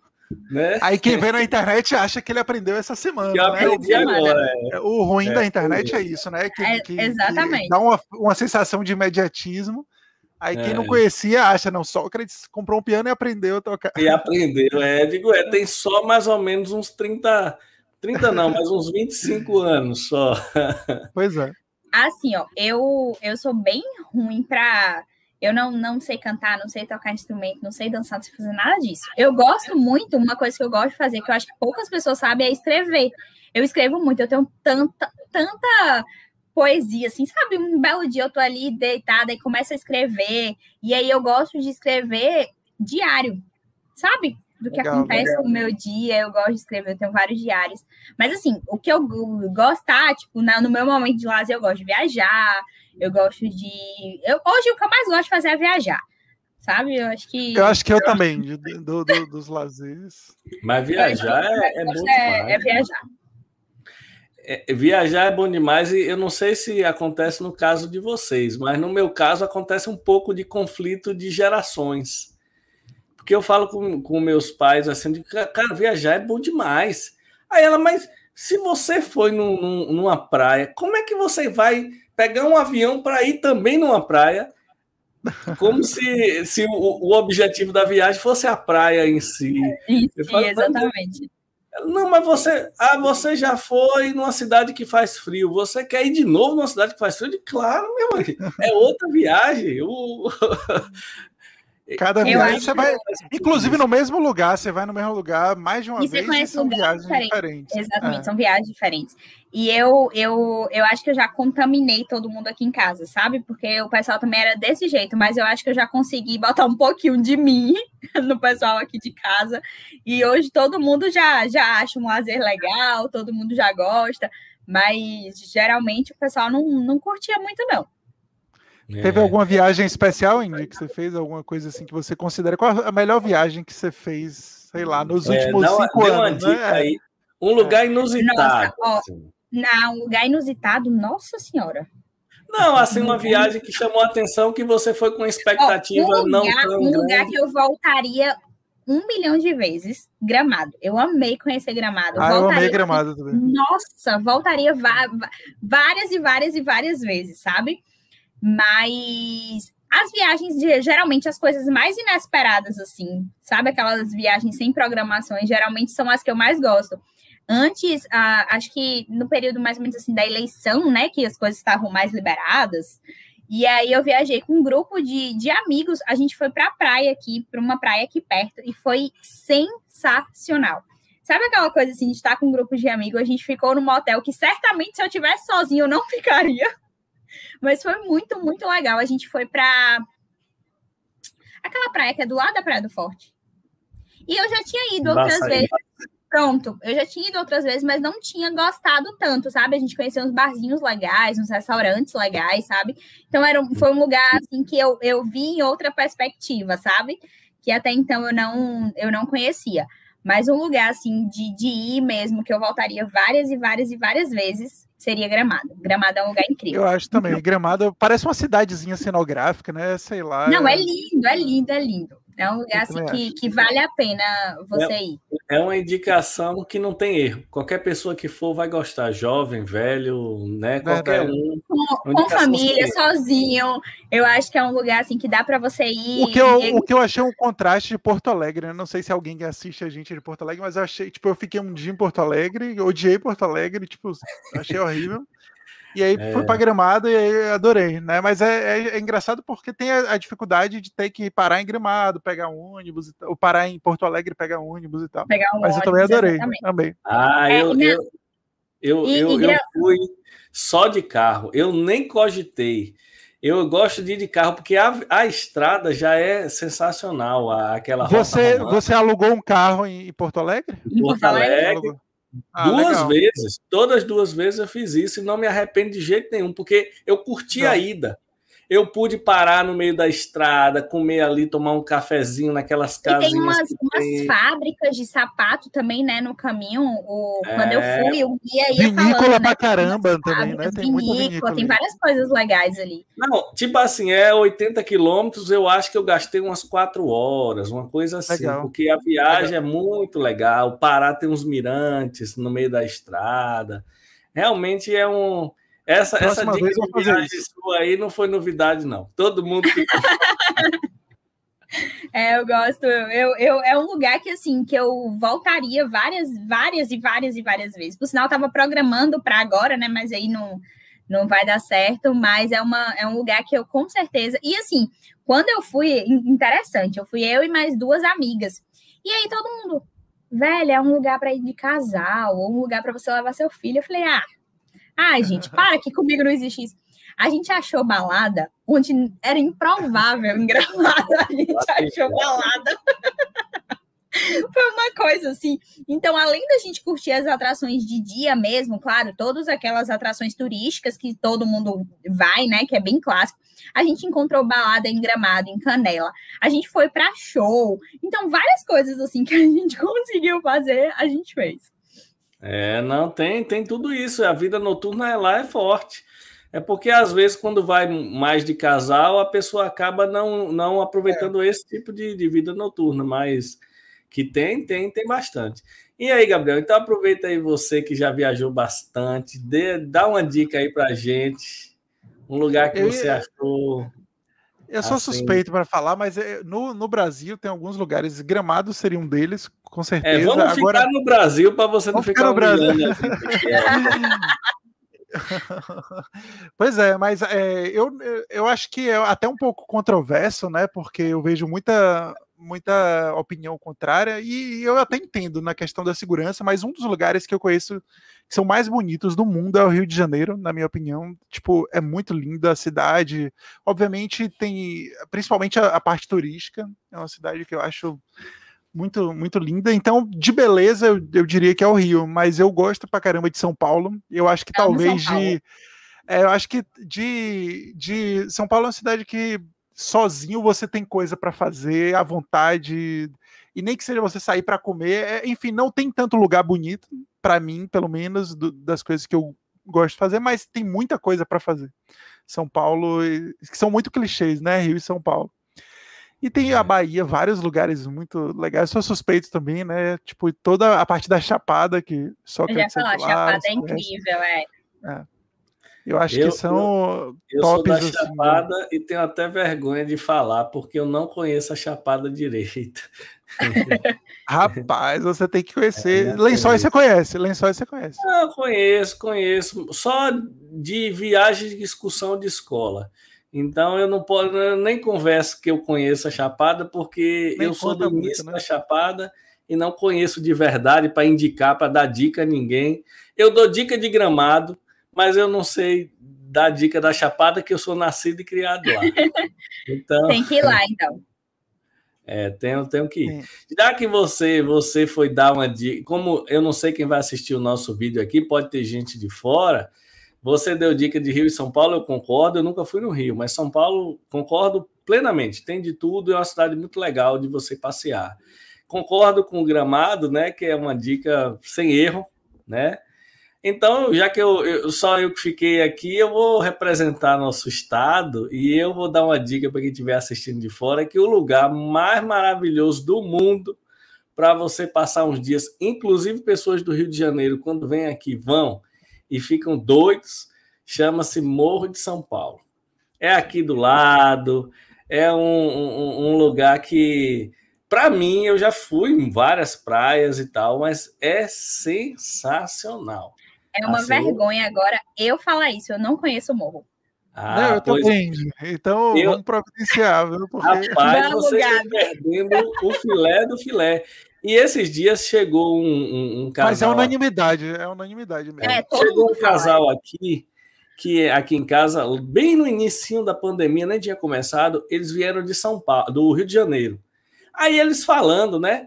Não, porque o Rio é maravilhoso, mas eles vieram para conhecer Morro de São Paulo. Mas ele me falou, Sócrates, depois que eu conheço as coisas Angra, não sei o quê, aquelas cidadezinhas do Rio, ele falou, velho, eu já viajei para fora do Brasil e mesmo assim eu não bateu meu coração por nada.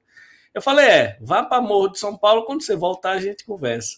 Ele foi passar 2 dias, passou 3, e voltou aqui e falou, velho, eu tô alucinado com aquilo. Eu tô alucinado com aquilo. Eu achei sensacional. Eu digo, tá vendo aí? Tá vendo aí? É aqui do lado, muita gente não vai, mas é uma dica que também não tem erro. Só é ruim quem tem dificuldade de locomoção. Aí não é um lugar muito indicado, não.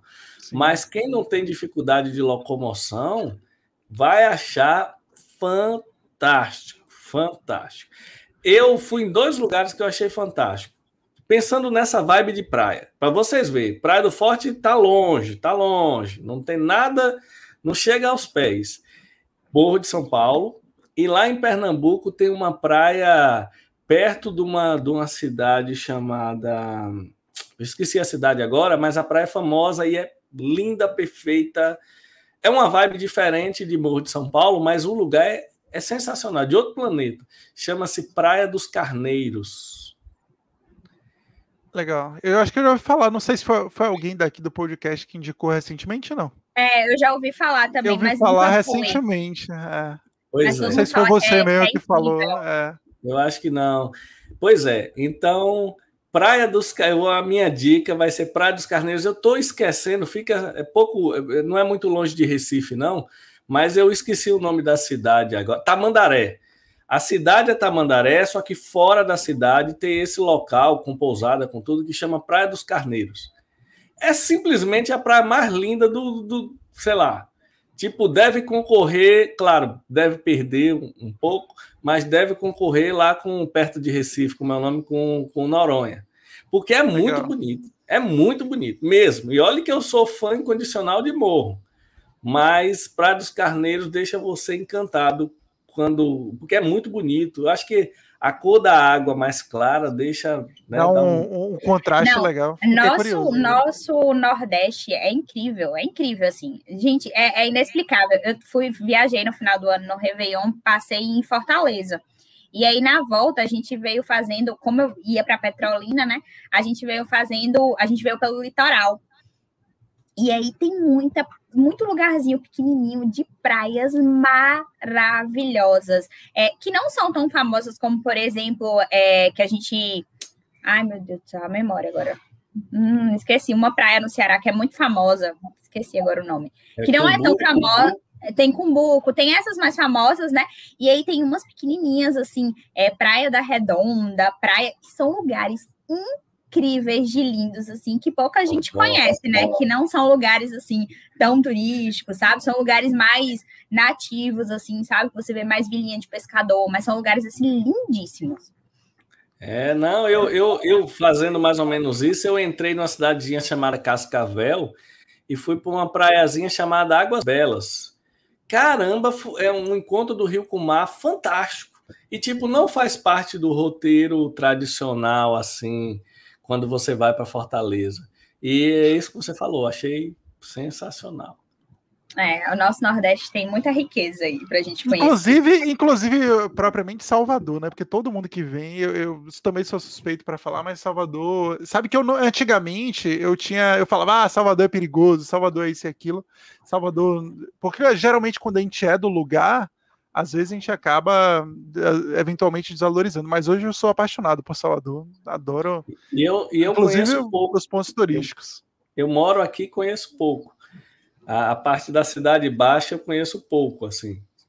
Eu conheço mais a parte de cá, de Cidade Alta. Mas realmente a gente mora numa cidade muito bonita. Tem umas fotos aqui de algumas praias urbanas de Salvador que você fica impressionado. Verdade. Principalmente lá para aquela região de Paripe, não sei o que é uma região que eu mesmo não conheço. Eu também não. Verdade, eu também. E é impressionante. Eu sigo um canal do Instagram que talvez vocês conhecem, e quem for de fora quiser conhecer um pouco de Salvador, sem ser os pontos só turísticos, vão gostar. O nome é Sotero Pobretano. Vou fazer a propaganda dele aqui gratuita. Eu já vi. Eu sigo o canal e é muito legal. Muito tempo que eu sigo, eu acho que desde do Facebook...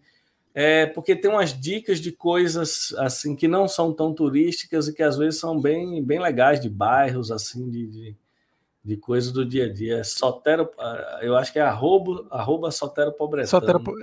Essa mesmo. Rapaz, essa conversa aí foi um gatilho para gente que tá na quarentena. Eu já tô aqui com vontade de viajar. Eu já estou calculando quando é que eu vou poder viajar. Eu tô olhando as datas assim, vendo um pouco quando é que essa... Carneiros, morro, que eu não... Estou me sentindo aqui, vocês não conhecem morro, vocês deveriam estar realmente constrangidos, viu? Não, eu estou... Acabou minha classificação de ser viajado, né? Já tirou Total. Toda vez que as minhas amigas de fora vêm, elas falam, mas você não conhece morro? Porque morro é famoso, né? Em todos os lugares. Sim, uma praia na Bahia muito famosa é morro. E aí eu não. Aí elas olham para mim, tipo, que vergonha, você não conhecer morro que é aqui do lado. E olha que são poucos os lugares que são unanimidade, assim, que eu nunca vi ninguém falar mal de morro. Talvez eu já vi o pessoal falar da dificuldade de chegar, às vezes, que dá um certo trabalho para chegar lá. Mas de lá, eu nunca vi nenhuma crítica. Realmente, só elogios. Realmente é uma unanimidade, como você falou. E tem muita gente de Valença que não conhece morro. Eu conheci muitas pessoas de Valença que não conhecem morro também, que é só pegar uma lancha de 30 minutos, 40 minutos. Aí é que é pior ainda. E muita gente fala também das praias próximas a morro, assim, sabe? Guarapuá, tem umas praias assim que o pessoal fala que também são sensacionais. Tem um passeio chamado Volta à Ilha que você faz, leva o dia todo, que aí conhece essas coisas, essas praias aí. Realmente sensacional. Então, já sabe, né, Gabi? Vamos para Vocês estão perdendo o melhor do melhor. Já está na agenda. Pode botar na agenda aí. Pega a lancha de Gabriel e aí a gente vai na lancha de Gabriel. Já era, pronto. Ai, viu? Daqui uns dias. Gente, toda vez, por Gabriel, ele deixa a pessoa passar até meia-noite o bate-papo aqui. Toda vez sou eu que tenho que avisar do horário. Toda vez sou eu. A gente já tem aqui, batendo um papo de leve, quase 2 horas, né? Quase 2 horas aqui, 1h46 está marcando ali. E não tinha como ser diferente com o Indy, né? Porque é sempre assim, Indy. Eu acho que eu já tive conversa, sei lá, de 5 horas com o Indy. A gente senta ali na Baiana, na cantina da Baiana, e conversa a tarde toda. E é legal porque isso sempre assunto rende, o papo flui, né? Eu acho que isso é uma fórmula muito boa, assim, de conversar. Ainda mais com gente muito legal. O mais interessante da proposta de vocês é exatamente essa, porque geralmente quando me chamam para conversar, a gente já espera um papo meio engessado para a estética.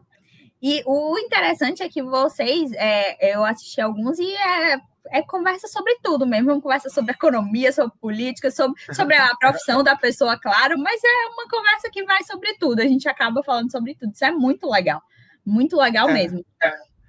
Flui, e a gente, tipo, eu e Sócrates, a gente não combinou absolutamente nada, nem do que a gente ia se falar, nem com você, e eu acho que isso é legal, porque flui para um lado, por mais que às vezes, eu acho que às vezes, depois que eu lembro, eu queria ter perguntado aquilo e esqueci de perguntar, então tem algumas desvantagens, mas em geral acho que fica uma coisa bem fluida, e eu acho que no presencial vai ser melhor ainda, quando a gente começar a fazer, e Indy vai ser mais uma também. Não, eu já ia dizer, no presencial eu quero ir também, porque depois a gente sai, por favor, depois que eu pare, entendeu? Que minha criança já estiver comendo comida, porque aí depois a gente sai para beber. Boa. E durante também, né? De vez em quando a gente grava aqui, já tomando uma. Beber, não. Vai começa, durante e depois. Tudo certo, então. Mas eu imaginei, eu fiquei curioso por esse papo, porque no dia que a gente participou do evento, que não foi um bate-papo assim tão geral, era um evento de profissão, eu achei Indira super interessante, super alta astral, eu fiquei com vontade desse bate-papo mesmo aqui, e foi o que aconteceu.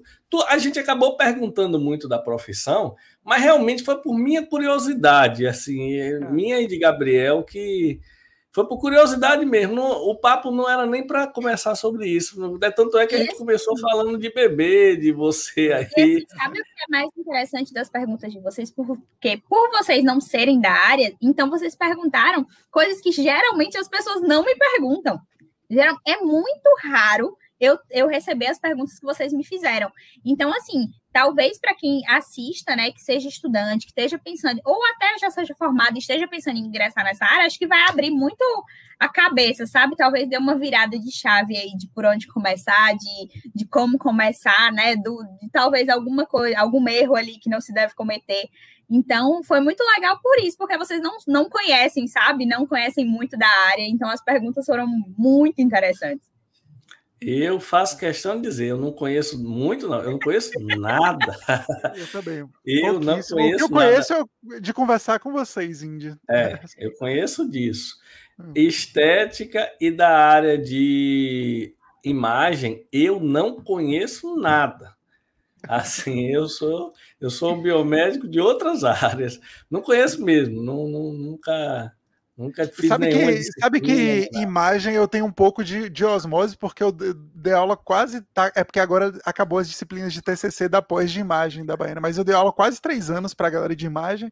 Então, de tanto ter TCC, de avaliar TCC, de corrigir, por osmose eu aprendi um pouquinho, e na época das disciplinas, mas de prática eu não sei nada de imagem também. Eu sou do time Sócrates, não sei absolutamente nada mesmo. Nada. Pois então, mas foi muito bom, né?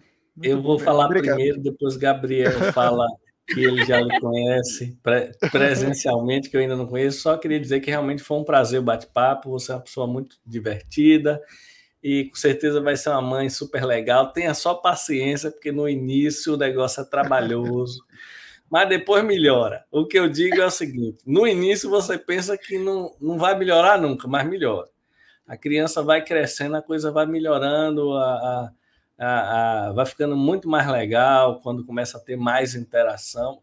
A mãe, geralmente, ela tem uma interação muito maior, né? Por o fato da amamentação e tal. Eu ficava meio escanteado, assim, meio sem saber onde entrar, ou então eu fazia alguma coisa que a gente não pode fazer isso. Tipo assim, tinha hora que eu achava que ela gostava eu botei no YouTube chiclete com banana uma vez, e ela deu uma balançadinha no olho assim. Eu falei, tá gostando? Eu botei no colo e fiquei balançando, ainda tomei uma bronca. Você é doido, uma criança de 3 meses, você tá balançando no colo, assim, ela tá curtindo nada, ela tá gostando aqui, gostando nada. Mas é muito legal e muda. O bom é que rotina praticamente não tem. Cada semana a criança vira uma pessoa diferente, assim, porque ela aprende uma coisa diferente, uma vibe, não sei o quê. A minha tá com 3 anos, se você ver, parece um agente adulto, tentando me enganar. E ainda mais convivendo só com adulto, né? No seu caso. Então, pois é, a minha tenta me enganar. Tipo assim, ela apronta, eu pergunto, você estava aprontando, ela conta a história, olha, mas meu livro eu guardei. Eu não estou perguntando do seu livro, não. Eu quero saber o que foi que você fez. Ela a boneca, botei aqui, eu digo, não estou falando desse assunto, foi mudando de assunto. E eu tenho muitos afilhados, né? Muitas priminhas da idade da sua filha, e eu tenho uma que toda vez que ela apronta alguma coisa, que a mãe pergunta, mas você fez isso? Ela, não, mamãe, você sonhou. Rapaz, eu não tô dando risada. Eu falei, gente, como é que educa sem dar risada? Uma criança de 3 anos que vira para você e diz, não, mamãe, você sonhou. Não tem como. Não dá mesmo. É difícil. Mas foi um prazer, realmente foi uma noite bem prazerosa. E quem assistir aqui, com certeza vai gostar e vai aprender bastante, principalmente, né? Tanto nas nossas dicas de viagem, quanto com relação à estética, com relação a várias coisas que a gente falou. Prazer mesmo, adorei. Foi ótimo, Indy. Obrigado. Eu sou suspeito para falar, mas é sempre bom, né? Bater papo com você, ver sua evolução, aí tanto no ponto de vista profissional quanto no ponto de vista pessoal. Sempre feliz com suas conquistas. Obrigado, viu, por esse tempo aqui com a gente hoje. Foi ótimo. Eu que queria agradecer a vocês, de verdade, o convite. Me convidem quando for presencial, por favor, e porque eu preciso conhecer Sócrates. Eu quero ver quantos encontros a gente vai ter online, certo? E é isso. Muito, muito obrigada mesmo. Fico muito feliz e estou à disposição aí para o que vocês precisarem. Valeu, gente. Boa noite aí para todos. Valeu. Boa noite.